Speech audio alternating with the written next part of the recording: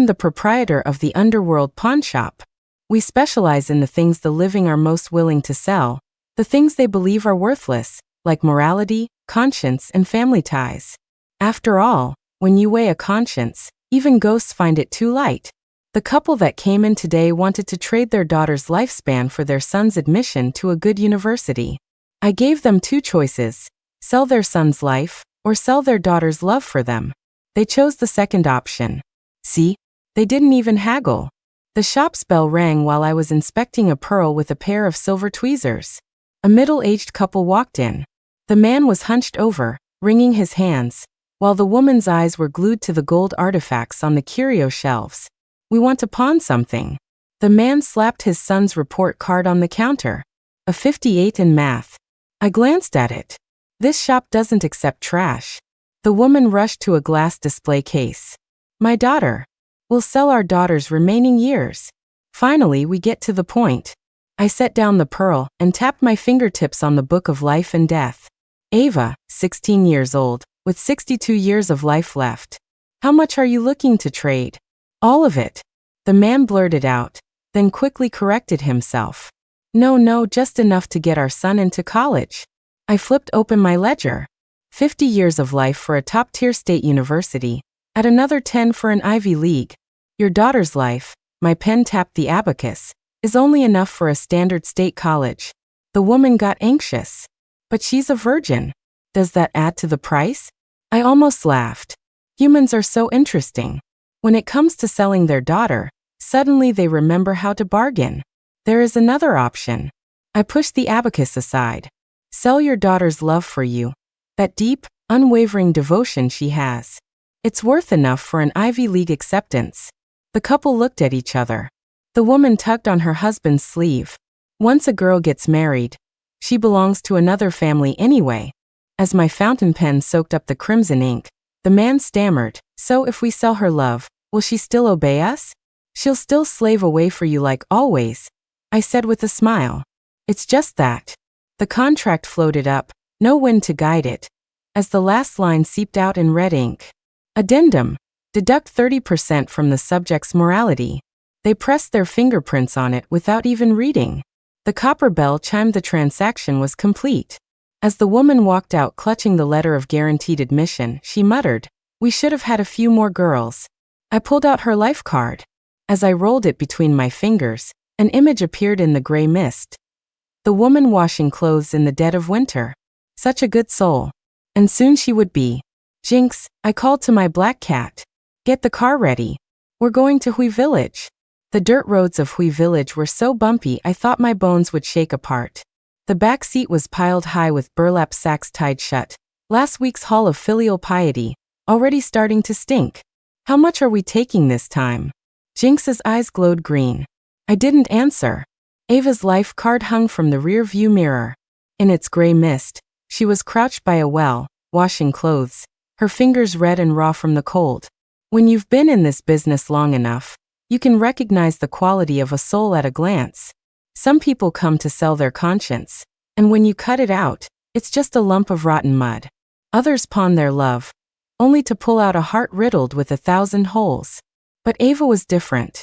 Her given name was a plea for a son, but she had renamed herself Ava. The stitches she used to mend her brother's backpack were neat and tight. The money she earned from odd jobs was hidden under a floor tile, every bill smoothed out perfectly. Take 30% of her morality, I said finally. The rest is up to her. Jinx sneered. You're getting soft. The car crunched over the gravel. In the distance, we could hear shouting and the sound of blows. Ava's mother was beating her across the back with a fire poker. Took you long enough to wash one set of clothes. If your brother's new sneakers aren't ready. The girl didn't cry. She just wiped her frostbitten hands on her apron and silently sped up. I put out my cigarette. Let's go. Time to deliver some hope. Something rustled inside one of the sacks. Jinx pawed out a gold-plated bank card that gleamed in the moonlight, the cruelest trick in the pawnshop's playbook. The pin is her birthday. I slipped the card into a red envelope. What do you think she'll buy first? Ointment for her frostbite, or a bus ticket out of here? The black cat just flicked his tail and said nothing. Ava sat by the washtub, her hunched silhouette cast against the window. The sound of high heels approached from behind. She turned to see a woman in a silk dress standing by the clothesline, a red envelope dangling from her fingertips. The woman was beautiful, so much so that even her shadow seemed fainter than anyone else's. "Ava?" The woman held out the envelope. "This is for you." Ava didn't take it. She glanced first at the main room, where her mother was mending her brother's backpack, then at the woman's high heels. The heels were so thin, yet they didn't sink into the muddy ground. "Take it." The woman stuffed the envelope into her apron pocket, knocking a tube of ointment to the ground. "The pin is your birthday."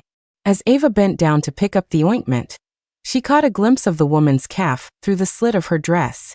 She quickly looked up, but the woman had already turned and was walking toward the village entrance. A black cat darted out from nowhere, its tail brushing against the back of her ulcerated hand. "Wait." Ava chased after her for a few steps. "Who are you?" The woman turned back, pressing a finger to her lips. The water in the well was crusted with ice. Tucked in Ava's apron pocket was half a tube of frostbite ointment, tossed to her by the barefoot doctor at the edge of the village. "Come back to me for an amputation when it rots through," he'd said. She hadn't dared to use it. She had to save it for the coldest part of winter. Useless girl. Still dawdling. Her mother splashed a basin of dirty dishwater from the window, drenching the ground by her feet. Ava scrubbed the clothes faster. As she worked, she noticed red streaks appearing in the water. Her frostbite had split open, staining her brother's white school uniform a pale pink. She stared at that pink smudge for 3 seconds and took a deep breath.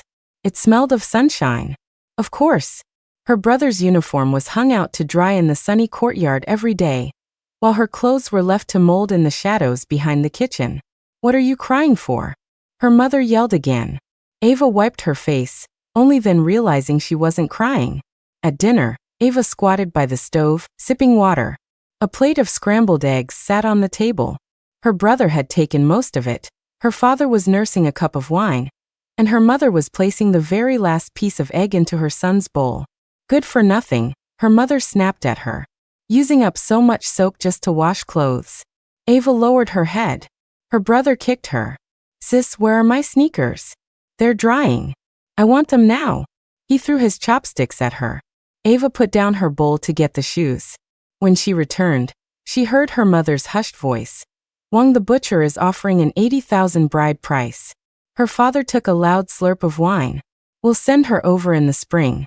Ava stood in the shadows. The woodshed was drafty, and moonlight streamed in through a crack in the roof tiles. Ava curled up on the straw. She heard footsteps outside the door, and her brother snuck in. "Mom sent me to see if you were dead yet." He kicked her leg and whispered, "Hey, you've been hiding money, haven't you? I saw you stuffing something into the wall." Ava didn't move. Her brother knelt and pulled her hair. "Give me $20, or I'll tell Dad you've been stealing." The straw rustled. Ava slowly sat up, the moonlight illuminating one side of her face. "Okay," she said. Her brother reached out his hand smugly, only to hear a soft click. Ava had pulled a small iron box from a crack in the wall and opened it right in front of him. Inside were stacks of small bills, and on top of them all, a gold-plated bank card. "Want it?" she asked softly. Her brother's eyes lit up, and he lunged for it. Ava suddenly grabbed his wrist, her nails digging into his pulse point. "Touch my things again, and I'll carve the story of how you faked your grades onto the big tree at the village entrance." Her brother froze. He noticed for the first time that his sister's eyes seemed to glow in the dark. In the shadows, the black cat, Jinx, flicked his tail. "The effects of taking 30% of her morality," I chuckled, stroking her life card, "are kicking in faster than expected." In the gray mist, Ava was hiding the bank card back in the wall. At the bottom of the iron box lay a piece of paper, an acceptance letter to the county high school, torn to pieces and taped back together, the corners still bearing the print of a shoe. Such a good soul. Not for much longer. Before dawn, Ava was kicked awake again. Her mother stood at the woodshed door, her trouser legs smudged with soot. "Get your ass up." She kicked Ava in the back. "Your brother starts school today, and his clothes are still damp." Ava said nothing, rubbing her frozen fingers together. The ice by the well was thicker now. As she drew water, She heard her brother's voice from inside. I want to wear my new sneakers. You'll wear them, you'll wear them. Her mother's voice suddenly softened. Ava, dry your brother's shoes by the fire. Ava brought the school uniform inside. The charcoal brazier was burning brightly, and her brother sat beside it, munching on a brown sugar bun. Took you long enough. Her mother snatched the uniform. Why didn't you scrub this collar? I did. Bullshit. Her mother threw the uniform in her face. You think I'm blind? The damp cloth slapped against her cheek. Ava blinked and saw her brother smirking. Crumbs stuck to the corner of his mouth. The kettle on the stove began to whistle. Her mother turned to get it, still cursing. Raising you is worse than raising a donkey. Ava pulled the uniform off her face. She stared at the back of her mother's head, at the coin-sized scar where her father had hit her with an ashtray last year when he was drunk. The white steam from the kettle blurred her vision. Splash. A basin of ice-cold water, along with the damp clothes, drenched her mother's back. The world went silent for 2 seconds. Her mother slowly turned around, her mouth agape, the brown sugar bun falling to the floor. Her brother's smirk froze in his throat, turning into a strange squawk. Ava looked down at her own hands. Her frostbite had split open, blood snaking between the cracks, but her fingertips were hot, as if she had just touched the charcoal brazier. You, her mother's voice trembled. You're rebelling. The fire poker swung toward her, but Ava didn't dodge. Thwack. The stick hit her body with a familiar, dull thud. But this time, she heard a laugh escape her own lips. It was quiet, but loud enough to make her mother freeze. What are you laughing at? Her mother shrieked. Huh. What's so funny? The second blow landed on her thigh. Ava swayed and knocked over the washtub. Dirty water washed over her brother's new sneakers, and he jumped up. My shoes. Ava slowly straightened her back. She looked at her mother's contorted face, her brother's reddening neck, and the puddle of soapy water on the floor. In it, she could see the reflection of her own split lip. So this is what rebellion felt like pressing a frozen hand into hot coals. It hurt, but it was exhilarating. The black cat, Jinx, sat on the windowsill, his green eyes glowing in the morning mist. I stroked the life card. In the gray fog, the meter on Ava's morality was dropping 68%, 65%, 63%. We only took 30%, Jinx said, licking his paws. Why does she seem like a completely different person? I chuckled softly. Humans think of morality as an iron chain, but really, it's just a paper-thin screen. Outside, her mother was grabbing Ava's hair and dragging her toward the well. If you don't get this clean, you're not eating today. Ava didn't struggle, but she didn't kneel either. Her back was ramrod straight, her frostbitten fingers gripping the edge of the well. Such a beautiful soul. And now it was beginning to rot. The woodshed smelled faintly of mildew. Ava was curled up in a pile of straw. It had been 3 days. Her mother hadn't mentioned the bride price from Wong the butcher again.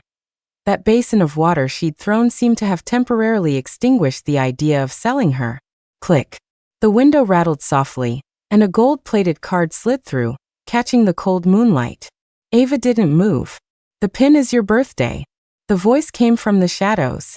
She looked up and saw a woman in a dark green silk dress leaning against the doorframe, a cigarette twirling between her fingers. The shopkeeper? Ava's voice was raw. The woman smiled. Your parents didn't hesitate when they sold your love for them. She gestured toward the bank card with her cigarette. There's enough in there to buy out your whole family. Ava stared at the card. Its surface reflected her own swollen lip, and behind her, the wall where her brother was peeking through a crack in the window, his eyes wide as saucers. Want it? The shopkeeper asked, exhaling a puff of smoke. Trade the rest of your morality for it. Ava snatched the card. Almost simultaneously, her brother burst through the door. Give it to me. Slap. The sound of the backhand was as crisp as splitting firewood. Her brother stumbled back, blood from his nose splattering onto the bank card. Ava looked down at her hand. Her palm was tingling. You hit me? He stammered, covering his face in disbelief. Dad. Mom. Sis stole money and she's hitting me. When her mother rushed in, Ava was using the corner of her shirt to wipe the blood off the card. You little beast. Her mother grabbed a handful of her hair. You dare touch your brother? Through the searing pain on her scalp, Ava saw the shopkeeper still standing in the same spot, the jade pendant on her dress swaying gently. "It's mine," Ava said suddenly. 2 words, and the room fell silent. Her mother's grip loosened. For the first time, she truly looked at this daughter. Ava's eyes were terrifyingly dark, and that strange smile was still playing on her lips. "What's yours or mine?" Her mother's voice was shaky. "All the money in this family is the $80,000 bride price from Wong the butcher," Ava said, slowly prying her mother's fingers away, "is the price for selling me." She held up the bank card. "This is the price for buying my life back." Her brother ran toward the main room. "Dad, Dad." Jinx leaped onto a rafter, his tail sweeping through a spider web. "Down to 62% morality," he muttered. "She plays rough." I flicked the ash from my cigarette. The gray mist on the life card was churning violently. Ava was kicking her brother to the ground, her mother was screaming curses, and her father was storming in, still pulling up his pants. What a scene. Humans always think of morality as a set of shackles, but really, it's just a paper screen. Once you poke a hole in it, all that's left inside is a wild beast. "Should we intervene?" Jinx asked. I smiled softly. "Let's wait a little longer." Outside the window, Ava had already backed up to the well. The belt her father was swinging split the water bucket, and her back was pressed against the winch. Such a good soul. And now, the fight to the death was beginning. The ice shards on the edge of the well dug into the soles of Ava's feet. The belt in her father's hand hung in midair, its brass buckle glinting coldly. Her mother was still clutching a lock of her hair, and her brother's nosebleed dripped onto the snow like scattered red berries. "Hand over the card." Her father's voice was tight. "That's my money." Ava didn't move. The edge of the bank card cut into her palm. Her mother let go and took half a step back. "Ava," she cooed, her voice suddenly soft, like when she used to coax her brother to take his medicine. "How about Mom makes you some brown sugar soup?" Ava looked at her mother's hands. The same hands that had been choking her just moments ago were now making a gesture of maternal love. The belt whipped down suddenly. Ava sidestepped. As her father stumbled forward, she grabbed her mother's collar. Thump. Her mother fell backward into a snowdrift. Snowflakes clung to her mother's eyelashes, and she blinked like a dazed hen. Her brother forgot to wipe his nosebleed, and the belt in her father's hand clattered to the ground. "Are you crazy?" Her mother's voice trembled. Ava bent down and picked up the belt. The brass buckle was still smeared with her blood. "I've been crazy for a long time." Her brother whispered, "Sis, you seem different." Ava turned to look at him. A strange shape bulged from his sleeve, the worn handle of a knife, wrapped in cloth. It was the knife their father used to kill stray dogs last year. Jinx was sharpening his claws on the eaves of the roof. 61%, 60%, he muttered, watching the numbers tick down on the life card, dropping faster than the stock market. I flicked my ash away. Ava was folding the belt in half, the end with the brass buckle dangling over the snow. Her mother was still sitting there, the snow soaking through her cotton pants, but no one moved to help her up. How interesting. Humans always compare family ties to a great tree, but really, it's nothing more than a thorny thicket. The more you struggle, the deeper the thorns dig in. "Should we step in?" Jinx asked. I shook my head. Let her cut her own way out. Suddenly, footsteps came from beyond the courtyard wall. The village chief appeared at the gate, holding a lantern. What's all this noise in the middle of the night? In the halo of light, Ava saw her brother quickly hide the knife back up his sleeve and force a docile smile. "Uncle, my sister's having one of her fits." Such a good actor. Now it was Ava's turn to smile. The lantern light cast a warm yellow glow on the snow. The village chief squinted, his eyes scanning the yard. The well platform was cracked, and the mother was sitting in a snowdrift with soaked cotton pants. "What's the commotion?" He poked the brother with his lantern pole. "Bullying your sister again?" The brother immediately flinched, hiding his sleeve behind his back. "No." Ava coughed twice, wiped her mouth with her fingers, and showed the bloodstain to the village chief. "Uncle, I've been throwing up all night." The chief frowned. He knew this girl. When they collected the agricultural tax last year, her family's accounts were the only ones that were perfectly clear. "Old you." The lantern light shone directly in the father's face. Your daughter's this sick and you're still hitting her? Secretary Wang is coming for an inspection tomorrow. If she dies, are you going to take the blame? The father's Adam's apple bobbed. He kicked the washtub. Go to bed.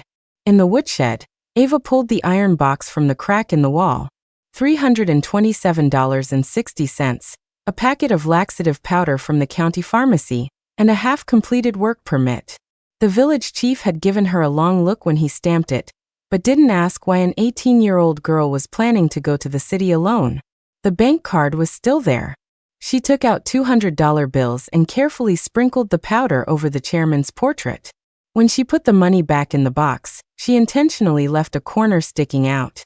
A shadow flickered past the crack in the window. Ava lay back on the straw and pretended to be asleep. Jinx perched on a rafter, flicking his tail. Crude, he sniffed. You think the kid will fall for it? I stroked the life card. In the gray mist, the brother was prying open the iron box. He grabbed the bank card first, then hesitated and put it back, taking only the 2 doctored bills. Not entirely stupid. When humans get greedy, they're worse than dogs, I chuckled. Jinx's ears suddenly perked up. A new scene appeared in the mist. The brother snuck into the kitchen, stuffed the money under the steamer basket, paused, and then took it out again. The next morning, when his mother heated up the buns, the powder would contaminate the whole family's breakfast. Should we warn her? I flicked the cat's ear. Since when did you become a saint? Just as dawn broke, Ava heard her brother wailing. My stomach hurts. I have to go. Her mother panicked and knocked over the chamber pot. Her father, pulling on his pants, yelled, Hold it in. You have a practice exam today. As the outhouse door slammed shut, Ava was airing out the quilts. Her brother ran out with yellow liquid dripping down his pant leg, his mother chasing behind him, wiping as they went, all the way to the village entrance. A few kids on their way to school pointed and jeered. Leo pooped his pants. Ava held the quilt, watching her brother limp toward the school. A piece of paper fell out of his backpack and the wind blew it to her feet. A math practice test, the 88 he'd written and changed back to A. She stepped on the test paper and wiped the frostbite ointment from her hands. The kerosene lamp cast her parents' silhouettes on the window. Wang the butcher raised his offer to 100,000, her mother whispered. He's making the down payment the day after tomorrow. Her father took a swig of wine. The girl's been acting strange lately. Perfect. Marry her off and let her husband deal with her. She must have been the one who poisoned him today. Ava stood outside the window, clutching her brother's dropped test. As the night wind tore their conversation to pieces, she heard a soft meow behind her. A black cat sat on the wall, its green eyes like 2 small lanterns. Snow began to fall after midnight. Ava crouched under the eaves of the woodshed, watching the snowflakes settle on her brother's test paper. The 58, which had been written over and over, slowly blurred. From inside the house came the sounds of rummaging. She gently pushed open a crack in the window. Her brother was on his hands and knees, digging through her pillow. The bank card was in a hidden pocket, close to her skin, insulated by the coarse fabric. She coughed suddenly. Her brother jumped in fright. Ava pushed the door open and walked in. Sis. I was looking for an eraser. The iron box was open, containing only the laxative powder and the work permit. As Ava walked slowly closer, her brother shoved past her and ran for the door. Click. The bolt slid into place by itself. Her brother turned to see Ava dangling a piece of iron wire. You learned how to pick locks last year when you were stealing eggs. He turned to yell, but Ava clamped a hand over his mouth. Her fingers were as cold as iron pliers, and his snot and tears smeared all over her hand. Shoo, she whispered in his ear. You steal money, I tell Dad. He bit the base of her thumb. Ava let go, and her brother scrambled for the door bolt. She grabbed him by the collar and threw him backward.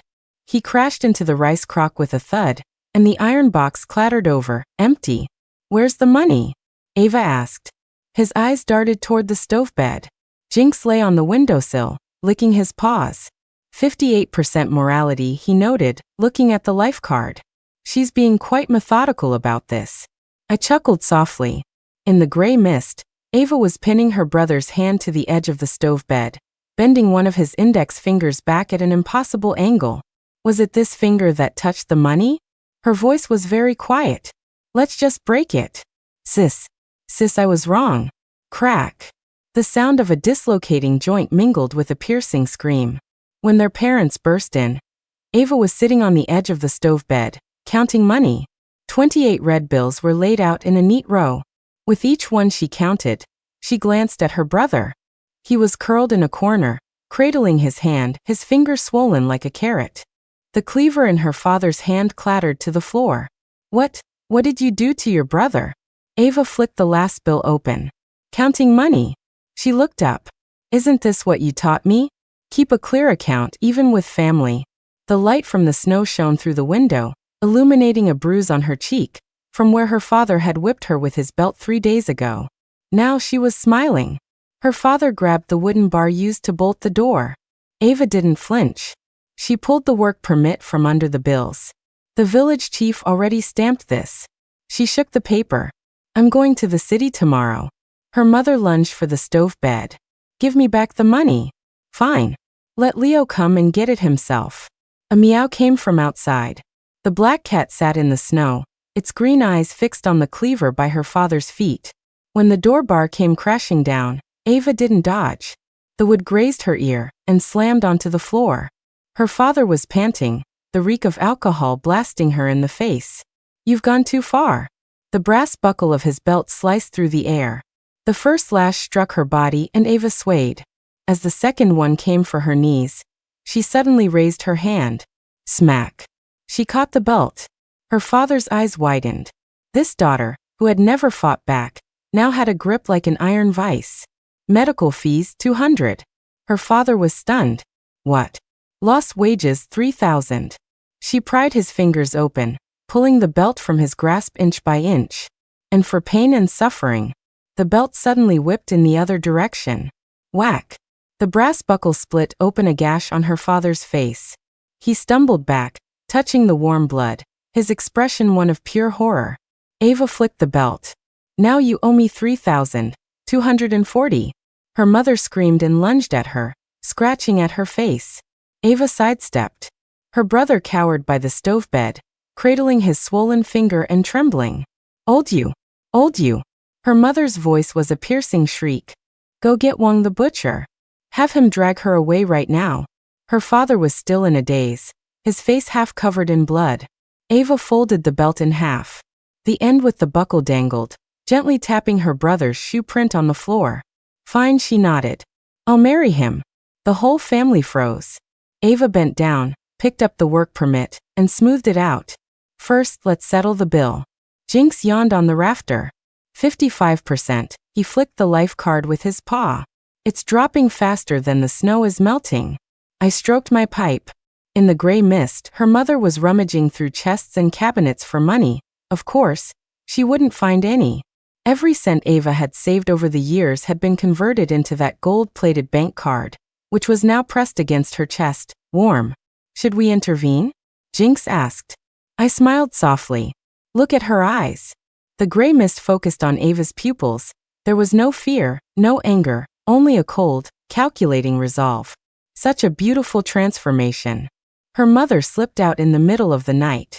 Leaning against the woodshed window, Ava mentally catalogued what her mother had hidden in her coat.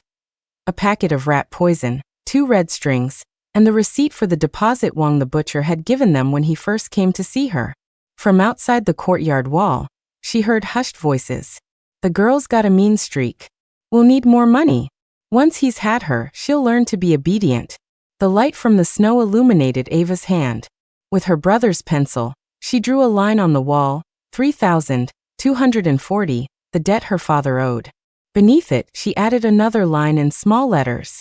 Selling price, 100,000 firm. Before dawn, Wang the butcher arrived. He stood in the main room, pinching a piece of red paper, his thick finger pointing to a blank space. Put your thumbprint here. Ava didn't move. Her mother pushed her from behind. Useless girl, didn't you agree yesterday? Ava looked down at the marriage contract. On the coarse paper, the words of her own free will were scrawled crookedly. Underneath, someone had drawn a small turtle, her brother's handwriting. Wang the butcher grinned. Your brother said you liked turtles. She reached out and took the contract. Ava suddenly smiled. Jinx poked his head out from a rafter. 54%, 53%. My fingertips tapped lightly against my pipe. In the gray mist, Ava's smile was like a thin razor blade. Her mother wrung her hands and took half a step back. Her father squatted on the doorstep, smoking in silence. "I'll marry him," Ava said. Her mother let out a long sigh of relief and hurried to get the ink pad. But Ava folded the contract and tucked it into a hidden pocket. "After the deed is transferred." "What deed?" Wang the butcher was confused. Ava pointed to the rafters. "This house was left to me by my grandfather. It needs to be transferred to my brother first." She looked at her parents. "Right?" Her father looked up. The snow had stopped, and the courtyard was eerily silent. Ava crouched by the well, holding the iron box. Her brother was peeking through the window. "Sis, are you really going to marry him? Do you want me to?" Wang the butcher's last wife hanged herself. Ava watched the ripples in the water. "The day you stole my money," she asked softly, "were you hiding a knife?" Her brother's face went pale. While an argument erupted in the main room, Ava was mending the blue cloth shirt. "We can't touch the house. Leo needs it to get married." Wang the butcher's eyes glittered again. "Then add another 50,000 to the bride price. Useless girl, what are you doing?" Ava was standing before the ancestral altar, holding the marriage contract, and bringing it close to the ever-burning lamp in front of the tablets. The flame shot up, instantly charring and curling the corner of the paper. Splash! A basin of well water doused the flame, spattering ash on the ancestral tablets.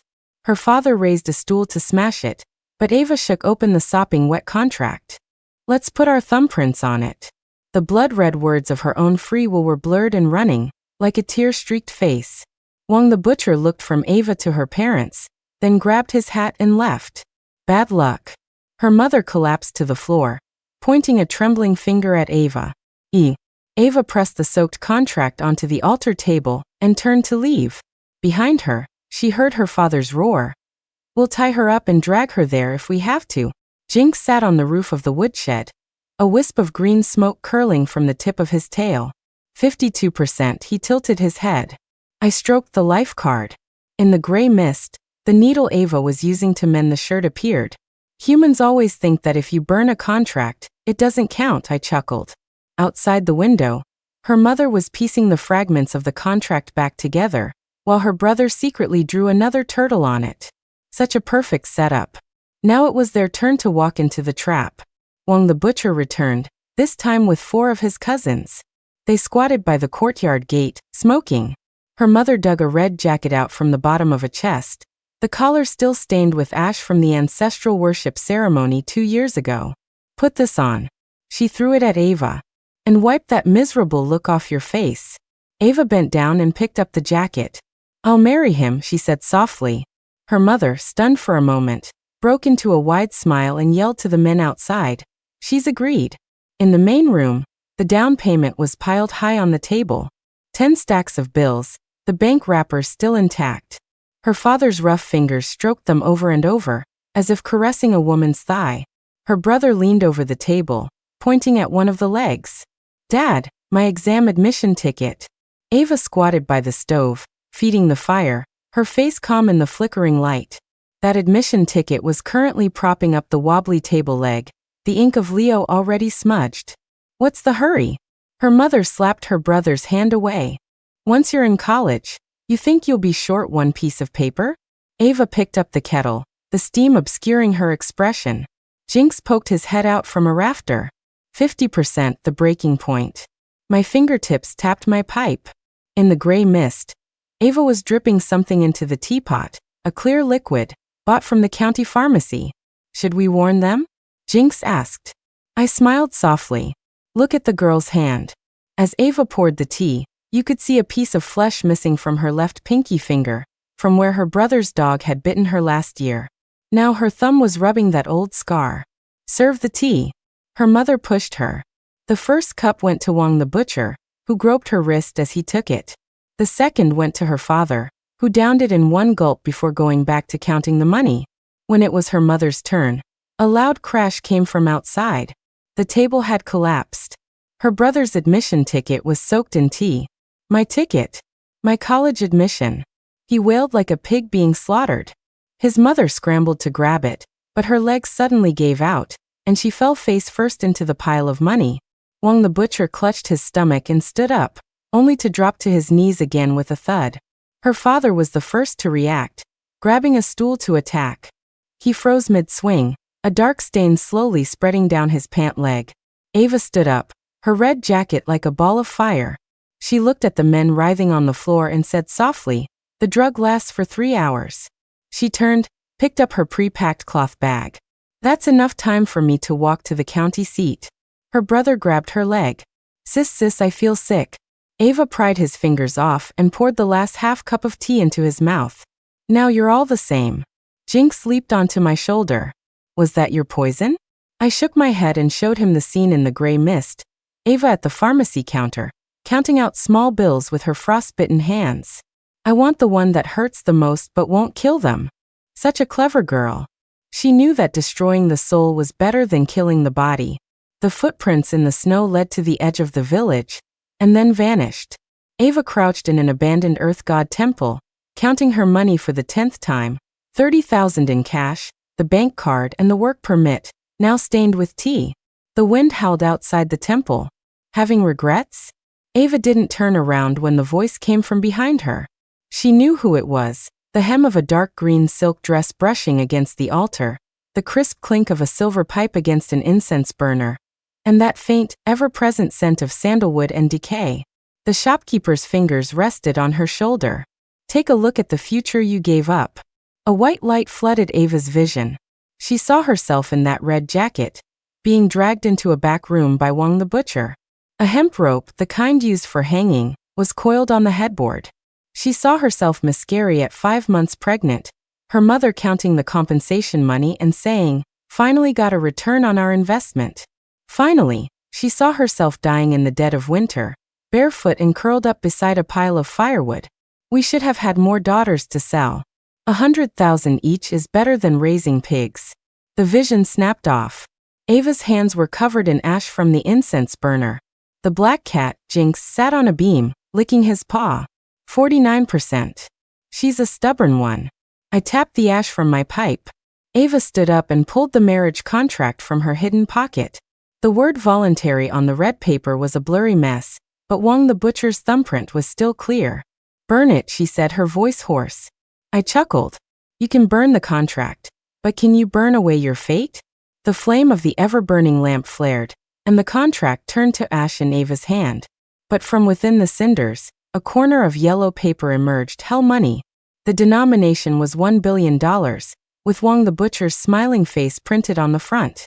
The sounds of a crowd grew louder outside, the light of torches closing in on the temple. "Search. That damn girl couldn't have gotten far."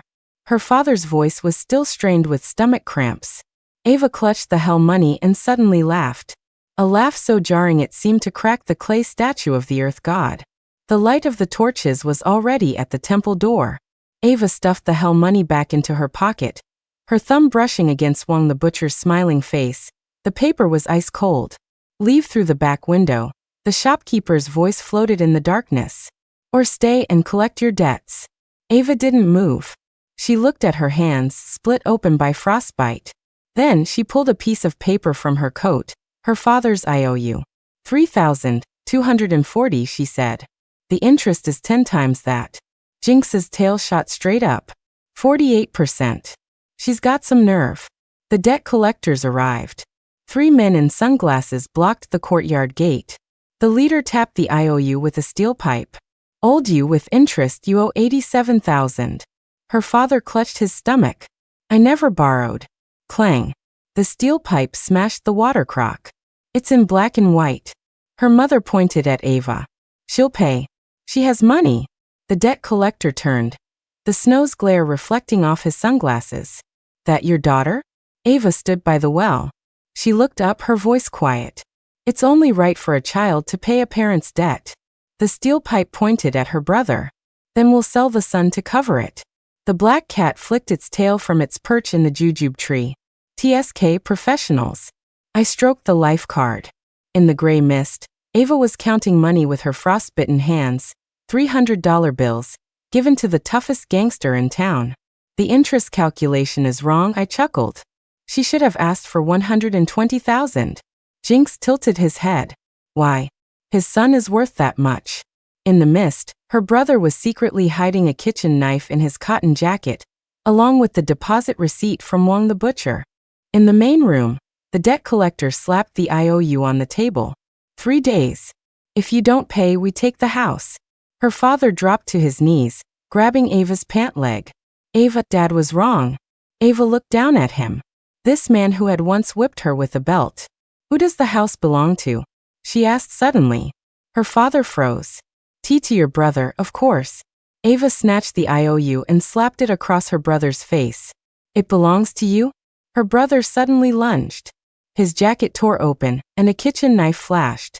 Thwack. The blade sank deep into the tabletop, missing Ava's fingers by an inch. The debt collector immediately pressed his steel pipe against the brother's throat. We'll take him as payment. Perfect. The snow started falling again. Ava stood at the gate, watching the debt collectors beat her brother in the snow. Her father was on his knees, begging, while her mother tore at her own hair like a madwoman. What a show! She pulled out the hell money. Wong the butcher's smiling face was now stained red. Are you ready to make a deal with me now? The shopkeeper's voice came from behind her. The snow stopped, and the entire village crowded outside the Yu family's courtyard to watch. Ava stood by the woodpile, holding her brother's school bag. The name Leo was scrawled on the corners of the textbooks. Sis. Her brother's voice was hoarse, blood from the beating still crusted on his lips. Those are my books. Ava ignored him. She pulled the hell money from her coat and gently tucked it inside a math textbook. I traded his future for money. 30,000. A match flared, and the flame licked at the plastic cover of an SAT prep book. Jinx, perched on the wall, twitched his tail nervously. 47%. We're at the breaking point. My fingertips tapped my pipe. In the gray mist, Ava's pupils reflected the fire, like 2 melting lanterns of ice. It's not enough, I murmured. The fire roared to life, devouring her brother's notebooks. A test paper with a forged 88 curled and blackened, the original 58 appearing in the ashes. A few snickers rose from the crowd. My college chances. Her brother broke free from his mother and, with reddened eyes, threw himself at the fire. Ava stuck out her foot and tripped him. He face planted in the snow. The fire burned higher. Ava looked at her own shadow. It was twisted and elongated, like a new creature shedding its skin. The heat melted the frost on her eyelashes, but her eyes were too dry for a single tear. Ava, the village chief called out, that's about enough. Ava pulled a burning stick from the fire and used it to light the last English textbook. Fine. She turned and pointed at her father. First, pay back the 87,000 you owe me. Ava looked back. From the heart of the flames, a black lacquered door materialized, its bronze knockers shaped like snarling beasts. It was the entrance to the underworld pawn shop. A new contract slowly drifted out from the crack, written in crimson ink. Pawn item. The Yu family's entire luck and fortune. In exchange for Ava's freedom. Her mother dropped to her knees. Mom was wrong, I'll kowtow to you. Ava looked at her mother's graying hair. She remembered that winter when her mother pressed a cigarette, but onto the back of her hand and said, does it burn? Endure it. The cat leaped onto my shoulder. Will she sign? I watched Ava's hand in the gray mist. The open sores of her frostbite were smeared with blood as it slowly reached for the contract in the fire. Wait. Let her choose. In the fire, the crimson words on the contract burned brighter and brighter. Ava's hand hovered over the flames, the open sores on her frostbitten skin stinging from the heat. Her mother was still kowtowing. Ava, her father began, his voice raspy. I admit I was wrong. His right hand was behind his back, the sleeve hiding a small cleaver, identical to the one her brother had hidden. Ava slowly pulled her hand back and took out the IOU. Go on. Kill me. Jinx's tail fluffed up like a feather duster. 46%. She's doing this on purpose. The cleaver clattered to the ground. He squatted down, covering his face. We raised you, so you had the right to devour me whole? Ava cut him off, tapping the IOU lightly against his cheek. 3,240, with interest, comes to 87,000. Is that enough for the cost of raising me? Her mother lunged, scratching at her face. Ungrateful wretch. Ava sidestepped, and her mother's hand caught her collar, ripping it open. The bank card hidden inside fell into the snow. Her brother's eyes immediately lit up. Sis, he crawled over on his knees. I was wrong. But his left hand was secretly reaching for the card. Ava stepped on his fingers. Wrong about what? He writhed in pain, his right hand pulling a small knife from his coat, a betrothal gift from Wong the butcher, its handle still tied with a red silk ribbon. Wrong about, he lunged at her ankle. Not killing you sooner. The tip of the blade was an inch from her skin when he suddenly froze. He saw Ava pull a burning log from the fire, and the flames made it look as if she had two shadows. The burning log hovered before her brother's eyes. Ava's foot was still pressing on the hand he'd used to try and steal the bank card, the pressure just enough. His knife was frozen in midair, the red silk tassel singed by a spark. Sis, I was really wrong. Ava stared at him. She had looked at this face for 17 years, from the infant drinking the rice water she'd stolen for him, to the boy now pointing a knife at her. The firelight reflected her own image in his pupils, twisted into the shape of a demon. She lifted her foot and lowered the burning log. Get out! He scrambled away, hiding behind his parents, the knife clattering to the ground. Jinx leaped onto my shoulder. 45%. So ruthless. I watched Ava in the gray mist. She bent down, picked up the bank card, wiped it twice in the snow, and turned toward the pawnshop door that had appeared in the fire. She's not signing the contract? Jinx tilted his head. I smiled. She already has. Ava's shadow, cast on the courtyard wall by the firelight, flickered and began to split in two. One part remained where she stood, the other stepped toward the darkness. Ava. I stood at the pawnshop door and called to her. The copper bells under the eaves chimed softly. She looked back one last time at her burning home, at her brother sitting in the snow, her mother holding her head and wailing, and her father secretly trying to pick up the dropped IOU. The ash from the burning textbooks swirled in the wind, drifting past her shoulders. Come, I said, holding out my hand. Ava's shadow split completely. One followed me into the pawnshop. The other remained by the fire, silently watching the people who were once her family. The copper bell of the underworld pawnshop chimed. Ava sat behind the black ebony counter, the silk of her dress shimmering with a cold light. A faint brown scar was just visible through the slit. A new customer pushed the door open, bringing with him the smell of cheap cigarettes. The man wrung his hands while the woman's eyes were glued to the gold on the curio shelves. We want to pawn something. The man slapped a piece of paper down. A 58 in math, the grade clumsily altered to an. The tip of Ava's silver tweezers lifted the corner of the paper. This shop doesn't accept trash. My daughter. The woman rushed to the glass display case, her knuckles rapping against the bulletproof glass. Will sell my daughter's lifespan. Jinx leaped onto the counter, his tail sweeping across the book of life and death. The cycle continues, he murmured. I leaned against the second floor railing, watching Ava open the ledger. Her nails were well kept now, smooth and shiny, though the tip of her pinky finger was still missing. 16 years old, with 62 years of life left. Her crimson pen tapped the girl's name. How much are you looking to trade? All of it. The man blurted out, but withered under his wife's glare. Jay, just enough to get our son into a good university. The abacus beads clicked. 50 years of life for a top-tier state university. At another 10 for an Ivy League. Ava pushed the abacus forward. Your daughter's life, the tip of her pen paused, is only enough for a standard state college. But she's a virgin. The woman hissed. Does that add to the price? Ava smiled. She slowly rolled up the sleeve of her dress, revealing a faint, circular scar on her wrist. There is another option. She pulled out a new contract. Sell her love for you. That deep, unwavering devotion she has. It's worth enough for an Ivy League acceptance. The couple exchanged a look. The woman tugged her husband's sleeve. Once a girl gets married, she belongs to another family anyway. As the fountain pen filled with crimson ink, the man stammered, So, if we sell her love, will she still obey us? She'll still slave away for you like always, Ava said with a smile. It's just that. The parchment floated up on its own, and the last line seeped out in blood-red ink. Addendum. Deduct 20 years from the lifespans of the subject's parents.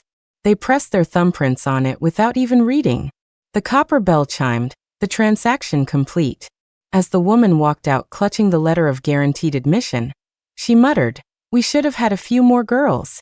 Ava stroked the new girl's life card, an image of her washing clothes in the winter cold appearing in the mist. Such a clean soul, she thought. "Excuse me," she called out to the couple. "I forgot to ask." This time, her finger tapped the contract. "How about you sell me your lives?" After the shop closed for the night, Jinx hopped onto the counter, the tip of his tail brushing the back of Ava's hand. "Not going to treat that wound." He eyed the rope burn on her wrist. "The master has an ointment. 3 applications and it'll be gone." Ava's fingers lingered on the scar for a moment. "It keeps me sharp," she said. Snow was falling outside. She stood up and walked to the glass display case, where 2 new items had been added. The father's filial piety, a wad of what looked like moldy cotton, sealed in a glass bottle. The mother's love, a cloudy, insect-like mass, encased in amber. Jinx pawed at the glass bottle. "It's growing mold." It was always fake. From the second floor came the soft tapping of a silver pipe against the railing. I leaned in the shadows, watching Ava take inventory of the day's acquisitions. The new couple's greed, the old couple's regret, and the pocked love of that young girl. It sat in a crystal goblet like a drop of blood on the verge of hardening. "You changed my contract," I said, exhaling a puff of smoke. Ava looked up. "I only added a clause. Deducting 20 years from the parents' lives? A fair trade. They sell 1 year of their daughter's life, they lose 20 of their own." The black cat's ears perked up. On the counter, new words were slowly forming on the contract. Penalty for breach. Retribution from the child. Ava smiled. The copper bell chimed, though there was no wind, and footsteps were heard outside the door. It was the girl, clutching her brother's textbooks, pacing back and forth in front of the pawnshop. The end.